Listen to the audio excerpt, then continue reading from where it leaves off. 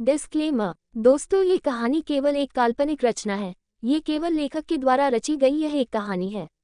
इसका वास्तविक जीवन से कोई भी संबंध नहीं है। कृपया आप कहानियों को केवल मनोरंजन की दृष्टि से ही सुने, और साथ ही अगर आप इस चैनल नॉवल स्टोरी 2.6 पर पहली बार आए हैं तो चैनल को सब्सक्राइब और वीडियो को भर भर लाइक करना ना भूलें। धन्यवाद।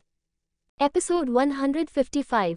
अब बाबूजी ने कहा, धारा बेटा यूं जिद ना कर, क्योंकि अमन अब कोई पहले की तरह ना है। 2 बच्चों का बाप हो चुका है, उसके साथ अब जबरदस्ती ना हो सकेगी, समझा कर। तब धारा ने कहा, बाबूजी अगर आप चाहो मैं अमन का श्राप तोड़ दूं तो आपको हमारे लिए जे करना पड़ेगा। अब धारा ये कहकर चली गई और बाबूजी सर पकड़कर बैठ गए। याना अलार्म लगाकर सोई थी, क्योंकि उसको रात को उठना था। अब अमन रूम में आया तो याना और बच्चों को सोता देख तीनों के गाल पर किस की और खुद भी याना के पास सो गया। और याना की रात को अलार्म से आंखें खुली तो वो जल्दी से उठ बैठी और वॉशरूम में गई और नहा धोकर बाहर आई तो देखा सब औरतें पहले ही डाइनिंग टेबल पर बैठी याना का वेट कर रही थी और सुमित्रा चाची भी बैठी उनसे बात कर रही थी। और सुमित्रा चाची ने याना से कहा, आजा बेटा, मैंने थारी सरगी तैयार कर दी से। और याना सबको नमस्ते करके उनके बीच आकर बैठ गई। धारा कुछ ही दूरी पर सबसे अलग थलग बैठी थी। अब एक औरत ने धारा को देखकर कहा, बताओ कितनी बेशरम छोरी से अपने बाप के उम्र के आदमी से शादी करके अपनी माँ जैसी औरत का सुहाग छीनकर कैसे बेशरम बनी बैठी। और तभी याना आ गई। सब याना को देखकर मुस्कुराने लगी। अभी याना खाना शुरू करती तभी जम्हाई लेता अमन भी बाहर आया और उसको देखकर कविता की माँ ने कहा कि बात मेजर साहब आप यहाँ कैसे? बीवी के बगैर नींद न आती या फिर आपका इरादा भी करवा चौथ रखने का से? और अब सारी हंसने लगी। तब अमन ने याना के पास कुर्सी खिसका कर बैठते हुए कहा, आपकी दोनों बातें ही सही चाची, मुझे अपनी बीवी को बाहों में लेकर सोने की आदत है, इसलिए वो उठती है तो मैं भी उठ जाता हूँ। और अब सब शर्मा कर इधर उधर देखने लगी और याना ने गुस्से में अमन को देखा। अब अमन ने कहा, प्लेट इधर करो याना, मुझे भी सरगी करनी है। तब एक लड़की राधा ने कहा, जिसकी अभी अभी शादी हुई थी, क्या मेजर साहब आप सच में करवा चौथ का व्रत रखेंगे? तब अमन ने कहा, क्यों नहीं रख सकता। तब चाची ने कहा, बेटा यह व्रत सिर्फ औरतों का फर्ज है, मर्दों का ना होता। तब अमन ने एक निवाला याना के मुंह में रखा और एक अपने मुंह में रखते हुए पूछा, मासी ये व्रत औरतें क्यों रखती है? तब सुमित्रा ने कहा, क्योंकि वो अपनी पति की लंबी उम्र करने के लिए ये व्रत रखती है। तब अमन ने कहा, क्यों चाहती है अपने पति की लंबी उम्र? तब कविता की माँ ने कहा, क्योंकि वो अपने पति से प्रेम करती से, इसलिए वो चाहती है उनका पत्नी उनके साथ हमेशा रहे। तब अमन ने कहा, तो क्या पति अपनी पत्नी से प्यार नहीं करता? वो नहीं चाह सकता उसकी पत्नी की लंबी उम्र हो, और अगर उसकी पत्नी उसे छोड़कर चली गई तो वो अकेला इस दुनिया में जीकर क्या करेगा? फिर उसके परिवार वाले उसकी दूसरी शादी कराने के लिए जोर देंगे। भाई मुझे तो नहीं करनी दूसरी शादी, और ना मैं अपनी बीवी के बिना दुनिया में अकेले जीना चाहता हूँ। इसलिए अगर मेरी पत्नी मेरी लंबी उम्र के लिए करवा चौथ का व्रत रखेगी तो मैं भी अपनी पत्नी की लंबी उम्र के लिए करवा चौथ का व्रत रखूंगा, क्योंकि मैं अपनी पत्नी के बगैर लंबी उम्र नहीं जीना चाहता। अब सब औरतों ने कहा, हाँ मेजर साहब ठीक कह रहे से। अब राधा नाम वाली लड़की ने कहा, मेजर साहब सही बात है। अगर हम अपने पति की लंबी उम्र चाहती है तो हमारे पति को भी हमारी लंबी उम्र के लिए व्रत रखना चाहिए। क्या वो हमारे बिना रह सकते हैं? तब सब औरतों ने अपने अपने पत्नियों को कॉल मिलाना शुरू कर दिया। अब सुमित्रा चाची ने कहा, अरे बावली मत बनो, या अमन तो पागल से ये अपनी पत्नी से घना प्रेम करे से, इसलिए या चोंचले दिखारा से। तब राधा ने कहा, तो क्या हमारा पति हमसे प्यार नहीं करता? और अब सब ने अपनी पतियों की नींद हराम कर दी और अमन होंठ दबाकर हंस रहा था और चाची अब अमन की तरफ आंखें निकाल रही थी। और कुछ देर बाद उनके पति भी आंखें मसलते हुए आ रहे थे। अब राधा के पति ने कहा, अरे मेजर साहब ये कौन से जन्म की दुश्मनी निकाल रहे हो? हमसे इतने रात को दौड़ लगावा दी। तब अमन ने हंसते हुए कहा, आप कौन सी दुश्मनी निकाल रहे हो? अपनी पत्नी को इतनी रात को जगा कर और इतने घंटों का व्रत रखवा कर। तब एक ने कहा, ये तो इनका फर्ज है। तब अमन ने कहा, तो आपका भी ये फर्ज है उनके लिए करवा चौथ रखे। और अब सब ने कहा, तो आप क्या साबित करना चाहते हैं? आप ही अपनी बीवी से प्यार करते हैं, हम नहीं करते। तब अमन ने कहा, करते हो तो रखो व्रत, ताकि हम मर्दों को भी तो पता चले हमारी पत्नियां कितना कुछ सहती है हमारे लिए। हम उनकी तकलीफ को कम नहीं कर सकते, लेकिन बात तो सकते हैं, महसूस तो कर सकते हैं। और अब सब मर्दों ने अपनी बीवियों के साथ सरगी खाए और याना अमन की बातें सोच सोच कर अंदर ही अंदर खुद पर गुरूर कर रही थी। उसको कितना प्यार करने वाला पति मिला है, जो उसके लिए कितना सोचता है। और धारा ये देखकर गुस्से में अंदर चली गई। अगले दिन अमन अपनी ड्यूटी पर नहीं गया, क्योंकि वो याना को वो अपने लिए एक पल का भी इंतजार नहीं करवाना चाहता था। और ये बात याना को पता थी। पूरी हवेली में रौनक थी क्योंकि पूनम भी हेमंत के साथ आ गई थी। अमन ने पूरी हवेली को सजवा दिया था। खुशी में उसकी बीवी उसके लिए करवा चौथ का व्रत रख रही है। खाने की खुशबू पूरी हवेली में फैल रही थी। उसने याना के लिए हर चीज स्पेशल रखी थी। अब अमन अंदर आया तो याना के मेहंदी वाली बैठी हुई मेहंदी लगाने की तैयारी कर रही थी, लेकिन अमन ने उसके हाथ से मेहंदी की कोन ले ली और याना ने हैरान होकर कहा, क्या आप लगाओगे मेरे हाथों पर मेहंदी? फिर अमन ने कहा, आपका हस्बैंड क्या नहीं कर सकता? आपके लिए सब कर सकता है। अमन ने अपने मोबाइल से 2-3 मेहंदी के डिज़ाइन निकाले और याना के दूधिया हाथों को सजाना शुरू कर दिया। फिर दोनों हथेलियों के बीच में एक दिल बनाया। एक दिल में अमन याना लिखा, दूसरे हथेली के दिल में लव और किम लिखा। अब याना ने दोनों हाथों को सजा देखकर कहा, वाह मेजर साहब, आप तो ऑलराउंडर है, मेहंदी भी लगा दी। तभी अमन ने याना को गोद में बैठाया और कई फोटो ले ली। एक फोटो में याना अपने दोनों हाथ फोटो के सामने करके दिखा रही थी और अमन ने उसके गाल को चूम लिया। दूसरे फोटो में याना अमन को किस कर रही थी। उन्होंने कितने फोटो में ये दिन कैद कर लिया था। शाम हो चुकी थी। याना ने लाल साड़ी पहनी थी, लंबे बाल खुले छोड़ दिए थे। अब याना के बाल भी धारा से कम नहीं लग रहे थे क्योंकि अब याना भी अपने बालों पर काफी मेहनत कर रही थी। जब से उसको पता चला था अमन को लड़कियों के लंबे बाल पसंद है। याना के लंबे बाल कमर पर थे, बीच की मांग में लंबा सिंदूर भरा हुआ था, हाथों में लाल चूड़ियां थी और खूबसूरत लाइट मेकअप, और अमन उसके इस मनमोहने रूप को आंखों के रास्ते दिल में उतार रहा था। अमन ने व्हाइट कुर्ता पजामा पहना था जिसमें वो निखरा निखरा सा बहुत प्यारा लग रहा था। अब शाम होते होते याना का चेहरा मुरझाने लगा था और अमन ने याना के कान में कहा, खाना खा लो, मैं बोल दूंगा सबसे, तुमने पूरा व्रत रखा है। तब याना ने अमन की तरफ आंखें निकालते हुए कहा, ये मैं दुनिया को दिखाने के लिए नहीं रख रही हूँ, ये एक श्रद्धा है जिसको मैं दिल से निभाना चाहती हूँ। अब अमन ने कहा, मैं रख रहा हूँ ना तुम्हारे लिए, तुम कुछ खा लो, मुझे इस तरह तुम्हारा उतरा हुआ चेहरा अच्छा नहीं लग रहा। और याना ने कहा, अमन अगर आपने दोबारा ये बकवास की ना तो मैं सुमित्रा मासी से आपकी शिकायत कर दूंगी। अब अमन ने कहा, लो, एक तो भलाई करो, लोगों को वो भी पसंद नहीं आती। अमन अभी याना से कुछ और कहता तभी उसके फोन पर बाबूजी का कॉल आया और अमन को मर्दाना बैठक में बुला लिया। अमन अब बाबूजी के सामने खड़ा था। क्या हुआ बाबूजी, आप कुछ परेशान लग रहे हैं? तब पीरामल ने कहा, अमन बेटा, अब मैं थारे से कैसे कहूँ तो तुम्हारी एक बात मानेगा। तब अमन ने कहा, बाबूजी आज तक आपकी कोई बात टाली है मैंने। तब पीरामल ने हाथ मसलते हुए कहा, बेटा थारे लिए धारा ने भी करवा चौथ का व्रत रखा से। और अमन ने हैरान होकर कहा, क्या? लेकिन उसने मेरे लिए क्यों रखा? उसको अपने पति के लिए रखना चाहिए। तब पीरामल ने बता दिया, धारा ने सुमेर से तलाक के पेपर साइन करा लिए से। और अमन शॉक रह गया। तब अमन ने गुस्से में कहा, इस लड़की ने शादी ब्याह को मजाक समझ रखा है, जब चाहा शादी कर ली, जब चाहा तलाक ले लिया। तब पीरामल ने कहा, उसने थारा श्राप तोड़ने की खातिर तलाक लिया से। तब अमन ने कहा, झूठ बोल रही है, उसको खुद सुमेर चाचा के साथ नहीं रहना था। तब पीरामल ने कहा, खैर जो भी है, लेकिन अब धारा की जिद है, वो अपना करवा चौथ का व्रत थारे हाथों से पानी पीकर ही खोलेगी। अब अमन ने कहा, दिमाग खराब हो गया है उसका, मैं क्यों खुलवाऊंगा उसका व्रत, मुझे बस अपनी बीवी से मतलब है। तब बाबूजी ने कहा, अमन समझा कर, वो थारी अष्टकन्या से उसको नाराज मत कर, वरना थारा श्राप कभी ना टूटेगा। तब अमन ने कहा, बाबूजी वो लड़की अष्टकन्या के नाम पर आपको, मुझे और पूरे घर का इस्तेमाल कर रही है, सबकी भावनाओं के साथ खेल रही है, लेकिन मैं ऐसा कुछ नहीं करूंगा। वो व्रत खोले या भूखी मर जाए, मुझे इस बात से कोई मतलब नहीं। तभी अमन वापस जाने लगा। तब पीरामल ने कहा, अमन थारे को महारी सो, थारे को धारा का व्रत खुलवाना होगा। अब अमन ने गुस्से और बेबसी में कहा, बाबूजी आप क्यों धारा को इतनी अहमियत दे रही है? आप उसके लिए मुझे अपनी कसम में बांध रहे हैं। तब बाबूजी ने कहा, क्योंकि मैं खुद थारी माँ की सौगंध में बंधा हुआ हूँ, उसने मरते टाइम महारे वचन लिया था, मैं उसके बेटे की सुरक्षा करूंगा, अपने जीते जी कभी उसको आंच भी ना आने दूंगा। थारी माँ ने 7 फेरों से अलग महारे से 8वां फेरा थारे नाम का लिया से। अब महारे को लाग रिया से अब थारी जान सिर्फ धारा ही बचा सके, इसलिए महारे को उसको हर तरह से खुश रखना ताकि वो थारा श्राप तोड़ सके। इसलिए अमन अब अगर तन ने धारा का व्रत न खुलवाया तो फिर महारे ते बुरा और कोई ना होगा। और बाबूजी गुस्से में बाहर चले गए। अब अमन खड़ा रह गया। रात हो चुकी थी। याना हाथ में छलनी लेकर खड़ी थी और तभी चांद दिखते ही याना की खुशी का ठिकाना नहीं रहा और जल्दी से याना ने थाली में अमन का चेहरा देखा। अमन अंदर से उदास हो गया था, लेकिन याना पर जाहिर नहीं करना चाहता था, इसलिए जबरदस्ती मुस्कुरा रहा था। और याना ने पूरे रीति रिवाज के साथ करवा चौथ का व्रत खोला और दोनों ने एक दूसरे को एक ही गिलास से पानी पिलाया। अब याना ने अमन का हाथ पकड़कर कहा, अब जल्दी से नीचे चलो, मुझे बहुत भूख लगी है।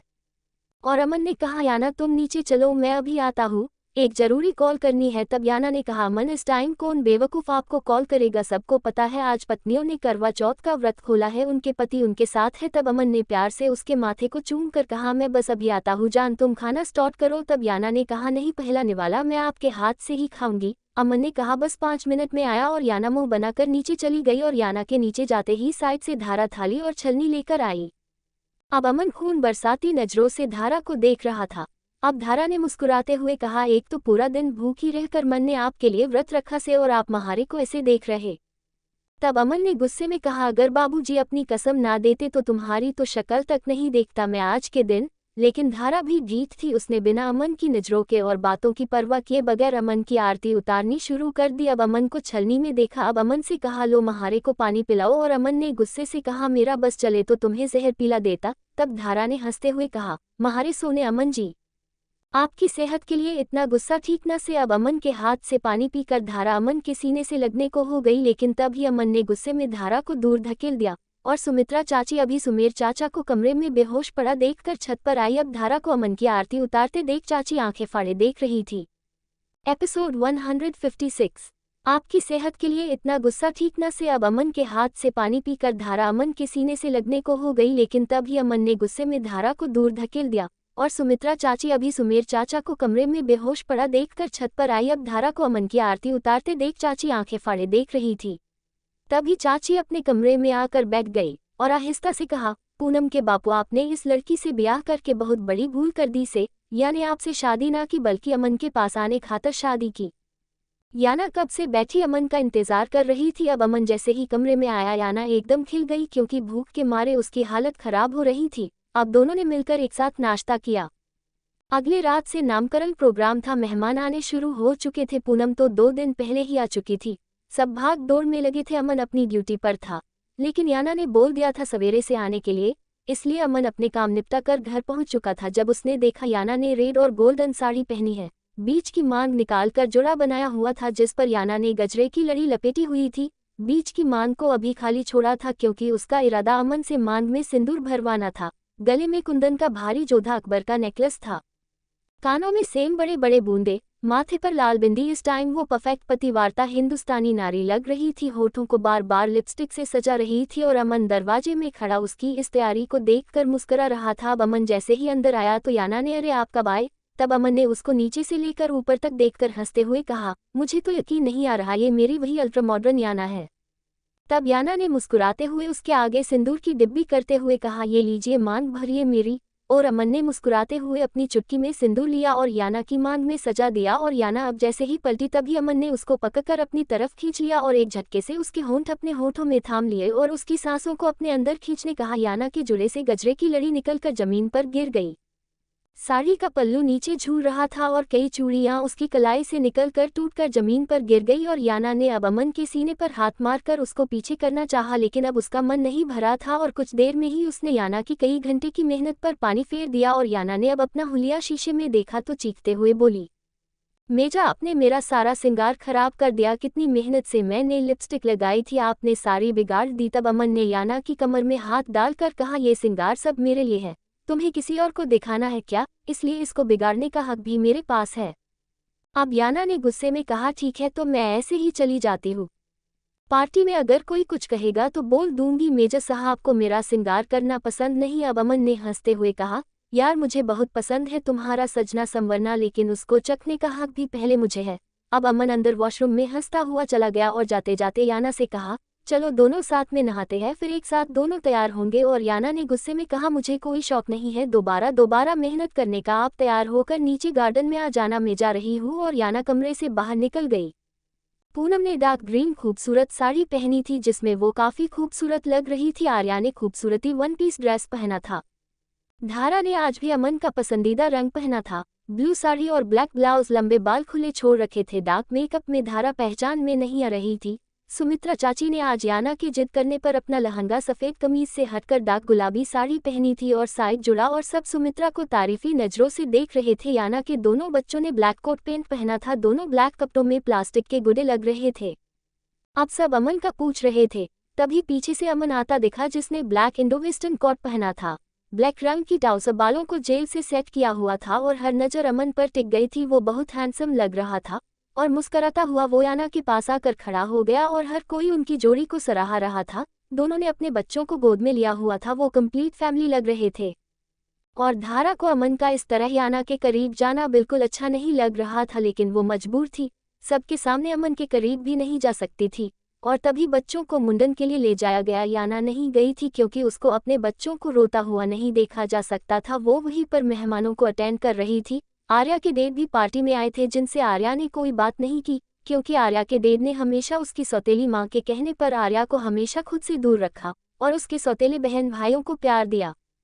जब आर्या अपनी स्टडी पूरी करके खुशी खुशी घर आई थी तो उसने उसी रात अपने माँ बाप को बात करते हुए सुना। उसकी माँ कह रही थी अपनी बेटी का कहीं और इंतजाम करे या फिर जल्द से जल्द उसकी शादी कर दे, मैं उसको अपने घर में बर्दाश्त नहीं करना चाहती। तब उसके डैड ने कहा मुझे कुछ दिन का टाइम दो, मैं कोई लड़का देखकर उसकी शादी करा दूंगा। और आर्या ने वहाँ से जाने का फैसला कर लिया। तभी साहिल, जो उसके फादर के दोस्त थे, उसके पापा से मिलने आए हुए थे और अपनी परेशानी उन्होंने उसके डैड को बताई। तब आर्या ने कहा अंकल, मैं याना दीदी के पास जाऊंगी उनकी देखभाल करने। और इस तरह आर्या इमली बनकर हवेली आ गई, क्योंकि आर्या जानती थी उसकी सौतेली माँ उसको इस घर से निकालने के लिए उसकी शादी किसी भी लड़के से सोचे समझे करा देंगे। इसलिए खुद ही वो घर छोड़कर याना के पास आ गई। और जब याना ने उसकी परेशानी सुनी तो आर्या को अपनी बहन बनाकर अपने पास रख लिया। लेकिन अब आर्या के डैड यहाँ आए थे क्योंकि उन्होंने आर्या की शादी अपने दोस्त के बेटे के साथ तय कर दी थी, लेकिन आर्या को उन पर यकीन नहीं था, इसलिए जाना नहीं चाहती थी।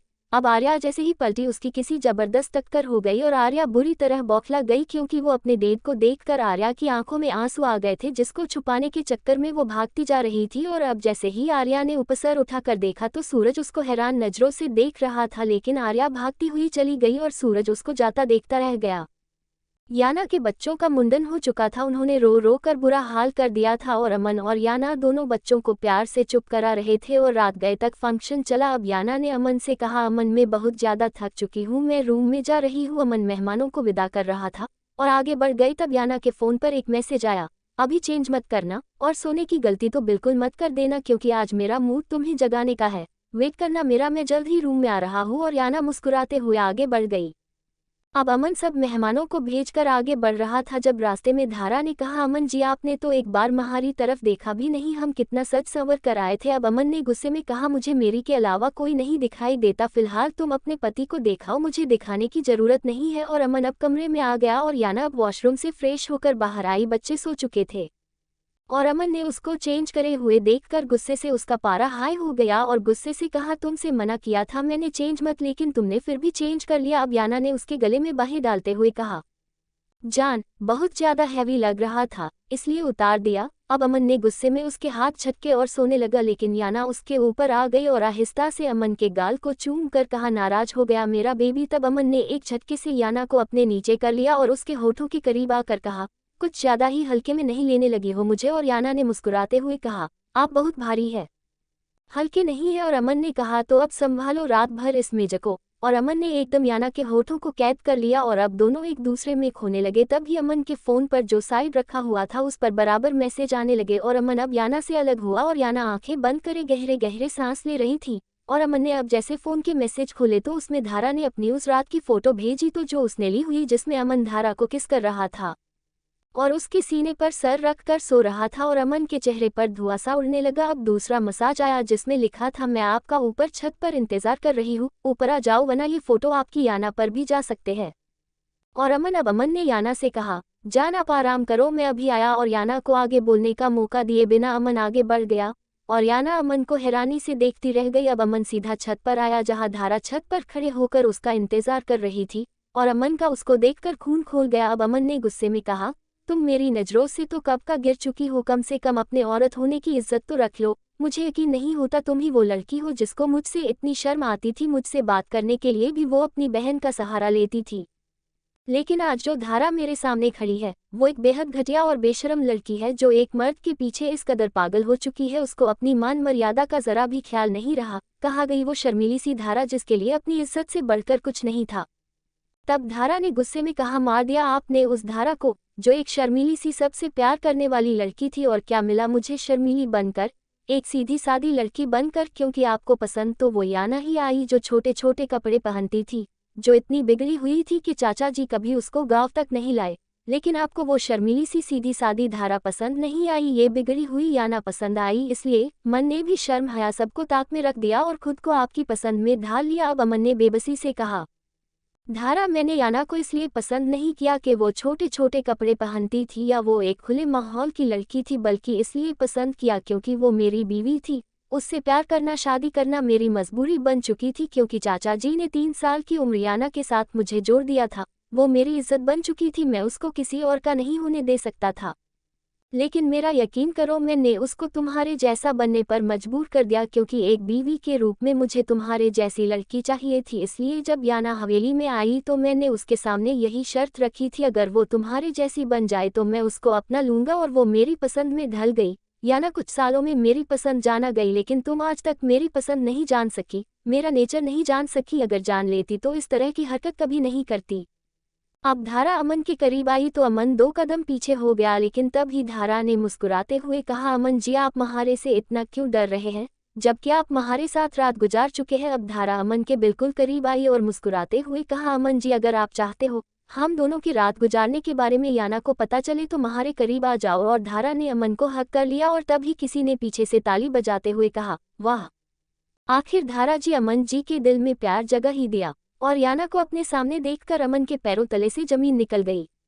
तो दोस्तों, आगे क्या होगा यह जानने के लिए इस स्टोरी को सुनते रहिए सिर्फ और सिर्फ novel_story_2.6 चैनल पर भी।